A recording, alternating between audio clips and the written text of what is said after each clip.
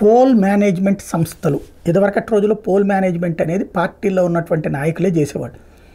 ఆ నాయకులు అవతల వాళ్ళ డబ్బులు కమ్ముడిపోయి ఓడగొట్టడానికి సహకరిస్తున్నారన్నటువంటి ఫీలింగ్స్ వచ్చాక దీన్ని కార్పొరేట్ సంస్థల చేతికి వెళ్ళిపోయినాయి. అటు తెలుగుదేశం పార్టీ, ఇటు వైఎస్ఆర్ కాంగ్రెస్ పార్టీ పోల్ మేనేజ్మెంట్ల మీదనే డిపెండ్ అవుతున్నాయి. Last trip Telugu Desam poll management సంస్థను పెట్టుకోలేదు, ఈ దఫా పెట్టుకుంది. అది కూడా ఐప్యాక్ అనేటువంటిది అట్లాంటిదే. క్రిందసారి ఎవరైతే ప్రశాంత్ కిషోర్ దాన్ని లీడ్ చేశాడు, పార్టీ గెలిచిన తర్వాత జగన్మోహన్ రెడ్డి వెళ్ళి వాళ్ళందరినీ అభినందించడం, ప్రశాంత్ కిషోర్ వాళ్ళని నేను గెలిచానని చెప్పేసి ప్రకటించడం, ఇదంతా జరిగింది. ఈ దఫా ప్రశాంత్ కిషోర్ ఏమో తెలుగుదేశానికి అనుకూలంగా పనిచేశారు. అదే సందర్భంలో ఐప్యాక్ ఎవరైతే ఋషి నేతృత్వంలో జగన్మోహన్ రెడ్డికి అనుకూలంగా పనిచేసి పెట్టింది.